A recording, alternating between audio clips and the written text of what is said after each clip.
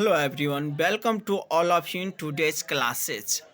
आज के क्लास में हम लोग कक्षा 12th गद्य हिंदी गद्य खंड हिंदी के चैप्टर नंबर 4 अर्धनारीश्वर के ऑब्जेक्टिव क्वेश्चन का डिस्कशन करने वाले हैं।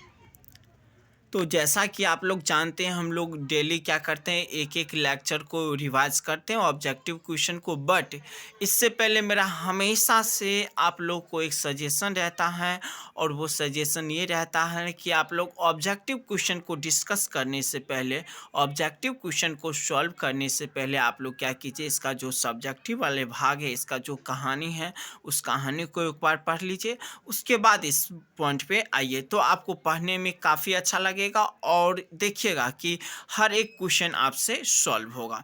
तो अगर आप इससे पहले तो अर्धनारीश्वर कहानी को नहीं पढ़े हैं, तो फर्स्ट ऑफ ऑल आप जाइए और अपने बुक से उस कहानी को पढ़िए। उसके बाद आप कितना जाने, उस कहानी को अपने माइंड में कितना बैठा करके रखे हैं, इसको चेक करना हो तो उसके बाद आइए इस क्वेश्चन पे और फिर क्वेश्चन को सॉल्व करना शुरू कीजिए। चलिए, हम लोग ज़्यादा वेस्ट नहीं करेंगे because time is money. So let's start. Question number first, Dinkar ji को निम्न में से कौन सा पुरस्कार दिया गया था?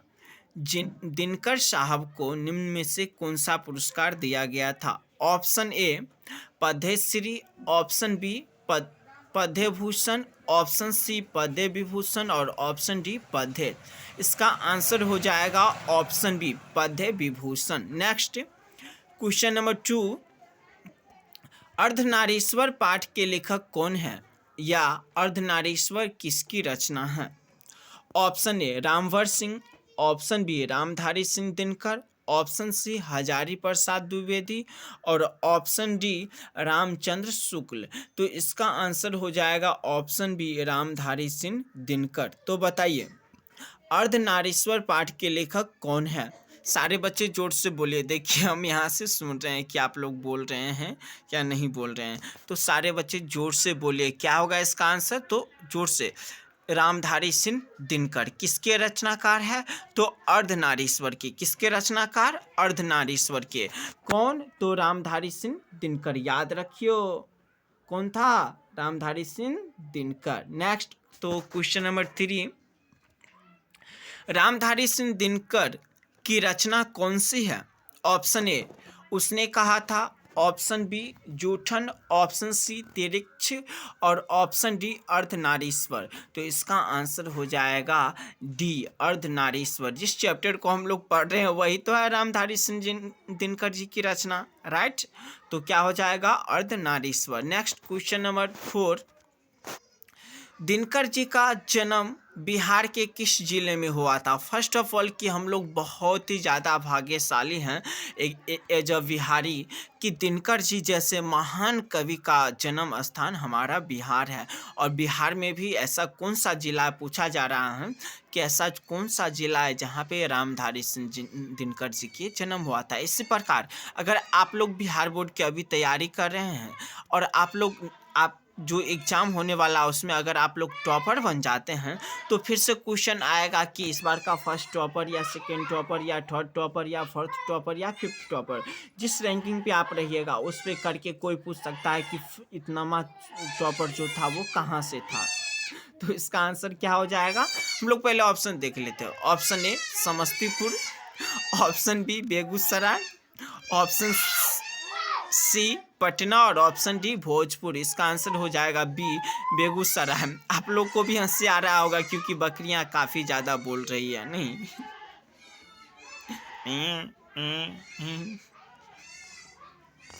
तो क्वेश्चन नंबर 5, अर्धनारीश्वर में किस गण का समन्वय है?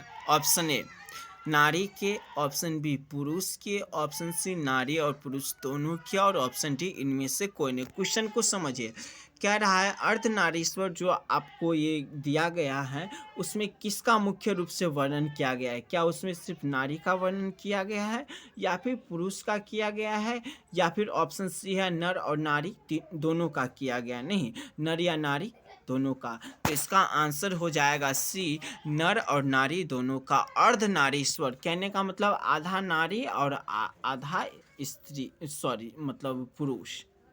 तो next question number 6, Dinkar ji की पहली काव्य पुस्तक कौन सी है? Option A Kurukshetra, option B Hunkar, option C Rasvanti और ऑप्शन डी प्रणभंग। तो इसका आंसर हो जाएगा डी, प्रणभंग। कि क्या होगा? तो प्रणभंग। पहली काव्य पुस्तक की जो रचना उनके द्वारा किया गया था उसका नाम क्या है? प्रणभंग। क्या नाम है? बोलिए तो फिर से। प्रणभंग। जोर से बोलिए। जय माता दी नहीं, जोर से बोलिए। जय माता दी नहीं, प्रणभंग। जोर से बोलिए, सारे बोलिए। क्या होगा? प्रणभंग। सब मिल बोलो प्रणभंग। अगले बोलो प्रणभंग, पिछले बोलो प्रणभंग। तो दिनकर जी की पहली काव्य पुस्तक जो थी वो क्या थी? तो प्रणभंग। क्वेश्चन नंबर 7, दिनकर जी की पहली कविता किस पत्रिका में प्रकाशित हुई?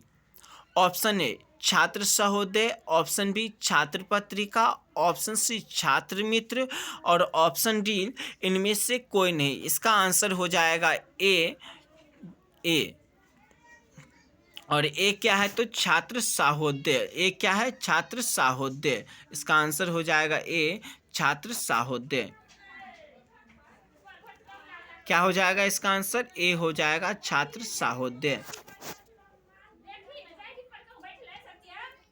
सॉरी छात्र सहोदर नहीं। चलिए क्वेश्चन नंबर 8 हम लोग देख लेते हैं। इन दिनकर जी की पहली कविता कब प्रकाशित हुई? दिनकर जी की जो पहली कविता थी वो कब प्रकाशित हुई? ऑप्शन ए 1920 में, ऑप्शन बी 1925 ईस्वी में, ऑप्शन सी 1930 ईस्वी में और ऑप्शन डी 1935 ईस्वी में। बताइए दिनकर जी की पहली कविता कब प्रकाशित हुई? तो इसका आंसर हो जाएगा ऑप्शन नंबर बी, 1925 ईस्वी में। Next question number 9, Dinkar ji के अनुसार यदि पति विचार है तो पत्नी क्या है? जो अर्धनारीश्वर चैप्टर जो दिया गया है उसके अनुसार हम लोग क्या देखे थे कि अर्धनारीश्वर मतलब आधा नर और आधा नारी का है नहीं। तो उसमें पूछ रहा है कि यदि पति विचार है तो पत्नी क्या होनी चाहिए? पत्नी को कौन सा दर्जा हमें देना चाहिए? ऑप्शन ए बुद्धि, ऑप्शन बी समझ, ऑप्शन सी भावना और ऑप्शन डी इनमें से कोई नहीं। तो इसका आंसर हो जाएगा सी, भावना। क्या हो जाएगा आंसर? सी, भावना। तो दिनकर जी के अनुसार यदि पति विचार है तो पत्नी क्या होनी चाहिए? भावना होना चाहिए। भावना नाम की नहीं होनी चाहिए, भावना होना चाहिए कि हमारे दिल का जो आवाज़ रहता है वो होनी चाहिए नहीं। क्वेश्चन नंबर 10, बुद्ध और महावीर ने नारियों को कौन सा अधिकार दिया? अब जो है जो पूछा जा रहा है कि बुद्ध और महावीर जैसे जो महान व्यक्ति हमारे देश में जन्म लिए थे उन्होंने नारी को कौन सा सम्मान दिया था? ऑप्शन ए संन्यास लेने का अधिकार दिया था नहीं, ऑप्शन ए संन्यास लेने का, ऑप्शन बी भिक्षुणी होने का, ऑप्शन सी पति के त्याग का और ऑप्शन डी इनमें से कोई नहीं। तो इसका आंसर हो जाएगा बी, भिक्षुणी होने का। नेक्स्ट क्वेश्चन नंबर 11, जब क्वेश्चन नंबर 11,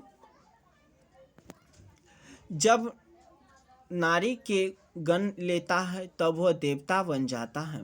पुरुष जब नारी के गण लेता है तब वह देवता बन जाता है, किंतु नारी जब नर के गुण सीखती है तब वह राक्षस हो जाती है। यह कथन किसका है? ये देखो क्या बात है। अगर कोई पुरुष लाइक मी और मेरे जैसे जो भी हो बड़े बड़े व्यक्ति से लेकर के छोटे छोटे व्यक्ति, अगर वो नारी के गुण को ग्रहण कर लेता है तो उसे देवता कहा जाएगा नहीं। लेकिन जब कोई नारी, कोई महिला, कोई स्त्री किसी पुरुष के गुण को लेती है तो उसे राक्षस कहा जाता है। क्या कहा जाता है? राक्षस। वैसे भी पत्नियां राक्षसनी से कम नहीं होती हैं। तो देखिए, तो इसका ऑप्शन हम दे रहे हैं कि ये कथन किसने कहा था। ऑप्शन ए दिनकर जी का, ऑप्शन बी रविंद्रनाथ का, ऑप्शन सी प्रेमचंद्र का और ऑप्शन डी इनमें से कोई नहीं। इसका आंसर हो जाएगा सी, प्रेमचंद का। तो प्रेमचंद जी का कहना था कि अगर कोई पुरुष नारी का गुण धारण करता है तो वो देवता हो जाता है, जबकि कोई नारी यदि पुरुष के गुण को धारण करे तो वो क्या हो जाएगी, राक्षसी हो जाएगी, राक्षस हो जाएगी। नहीं, अभिशाप है मेरा, तुम राक्षस हो जाएगा। तो क्वेश्चन नंबर 12, अर्धनारीश्वर का किस विद्या से संबंध है? ऑप्शन ए निबंध, ऑप्शन बी कहानी, ऑप्शन सी एकांकी और ऑप्शन डी व्यंग्य। ये सबसे ज़्यादा क्या करते हैं, तो एकांकी। नहीं, अर्धनारीश्वर का किस विद्या से संबंध है, किससे है, तो एकांकी से। ऑप्शन सी हो जाएगा करेक्ट आंसर। क्वेश्चन नंबर 13, किसने अपने जीवन के अंतिम दिनों में नारीत्व की साधना की थी?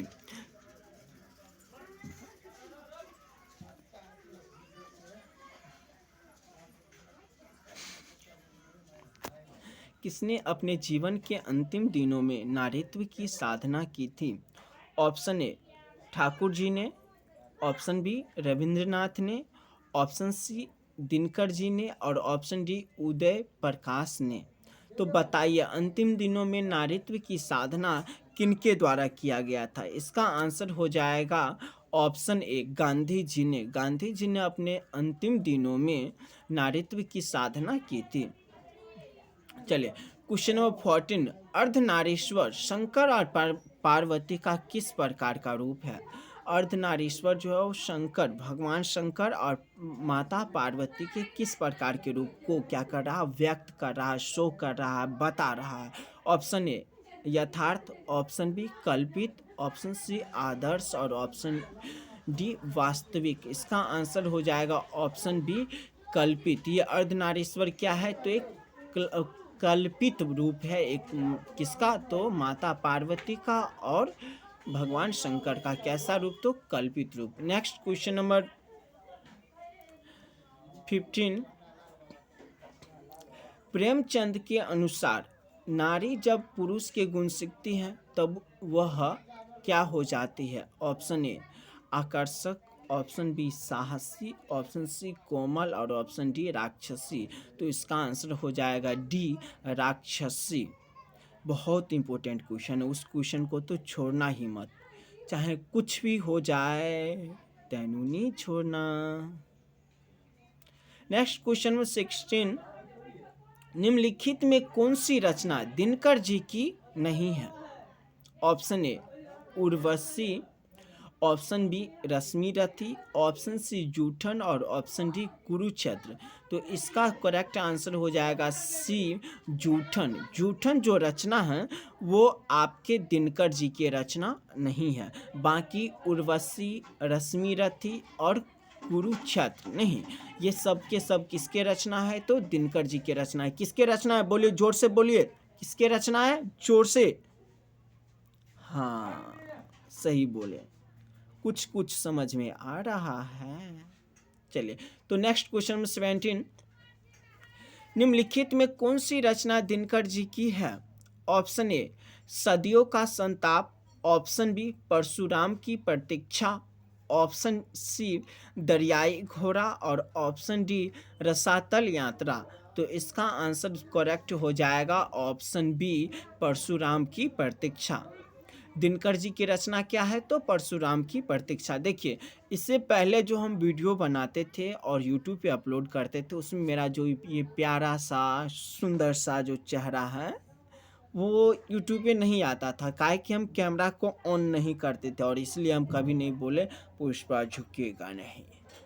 अगर नाक पोंछना हो ना आपको तो क्या बोलना, ऐसे कि आप देखिए कहीं गए किसी बहुत सारे लोग के बीच में है और आप कोई बात बोले तो आपको मतलब ये छींक आ जाता है जिसकी वजह से नाक में लग जाता है। तो वहाँ पे एक डायलॉग मारिए, पुष्पा झुकेगा नहीं, और फिर पूछ लीजिए कपड़ा में हो गया। तो देखिए इसका करेक्ट आंसर हो जाएगा परशुराम की प्रतीक्षा। हाँ हम कह रहे थे कि अगर आपको क्या कि ये जो हमारा प्यारे से मुखड़ा वाला जो फ़ोटो है वो पसंद आ रहा हो, कहने का मतलब है कि इस तरीक़ा से पढ़ने में मज़ा आ रहा हो, तो आप कमेंट कर दीजिएगा कि हाँ सही है। अगर आपको इस तरीक़ा से पढ़ने में मज़ा नहीं आ रहा हो तो आप बता दीजिएगा। नहीं है तो अगले दिन से हम क्या करेंगे, कैमरा को ऑन नहीं रखेंगे, ओनली वॉइस रिकॉर्डिंग होगा, नहीं वरना अभी हम लोग क्या कर रहे हैं, मतलब कैमरा के साथ रिकॉर्डिंग कर रहे हैं। Next question number 18, Dinkar ji को किस कृति पर भारतीय ज्ञानपीठ पुरस्कार प्राप्त हुआ अथवा ज्ञानपीठ पुरस्कार से सम्मानित रचना है? Option A Ardhanarishwar, option B Urvashi और ऑप्शन सी हुंकार, ऑप्शन डी कुरुक्षेत्र। तो इसका आंसर हो जाएगा बी उर्वशी। कौन सा? तो बी उर्वशी, नहीं कौन सा? तो बी उर्वशी। दिनकर जी को कौन सी रचना के लिए ज्ञानपीठ पुरस्कार दिया गया था? तो उर्वशी के लिए। कौन सी रचना के लिए? तो उर्वशी के लिए दिया गया था। कौन सी रचना? उर्वशी के लिए दिया गया था। यह आप लोग याद कर लीजिएगा। सॉरी, उर्वशी के लिए दिया गया था।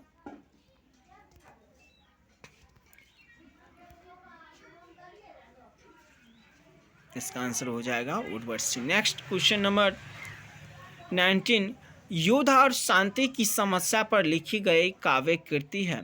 ऐसा कौन सी काव्य कृति है जो युद्ध और शांति की समस्या पर लिखी गई है? Option A Neelkusum, option B Kurukshetra, option C Dwandwa Geet और ऑप्शन डी रश्मिरथी। इसका आंसर हो जाएगा बी कुरुक्षेत्र। नहीं, कुरुक्षेत्र जो है युद्ध और शांति की समस्या पर लिखी गई काव्य कृति है। नहीं, कुरुक्षेत्र, कुरुक्षेत्र में क्या होता है, ये हमारे इतिहास के एक सबसे बड़ा लड़ाइयों में से एक लड़ाई कुरुक्षेत्र में लड़ा गया था, जो भारत के इतिहास के लिए कुछ मतलब ये कह सकते हैं कि भारत के इतिहास का देन है। नहीं, जो हमारे ही इतिहास को बताने का काम करता, हमारे हिस्ट्री को बताने का काम करता, हमारे सोसाइटी के बारे में बताने का काम करता है कि हम लोग किस सोसाइटी से बिलोंग करते हैं, हमारा जो पहले के लोगों का जो व्यवहार था, आचरण था, लोगों के प्रति जो प्यार था, दुश्मनी था, उसको दिखाने के कोशिश किया गया है। किसमें? तो कुरुक्षेत्र में। तो देखिए क्वेश्चन नंबर 20 और ये लास्ट क्वेश्चन होने वाला है। अर्धनारीश्वर कल्पित रूप है? फिर क्वेश्चन को रिपीट कर दिया गया है। ऑप्शन ए शिव और पार्वती का, ऑप्शन बी राम और सीता का, ऑप्शन सी राधा और कृष्णा का और ऑप्शन डी विष्णु और लक्ष्मी का।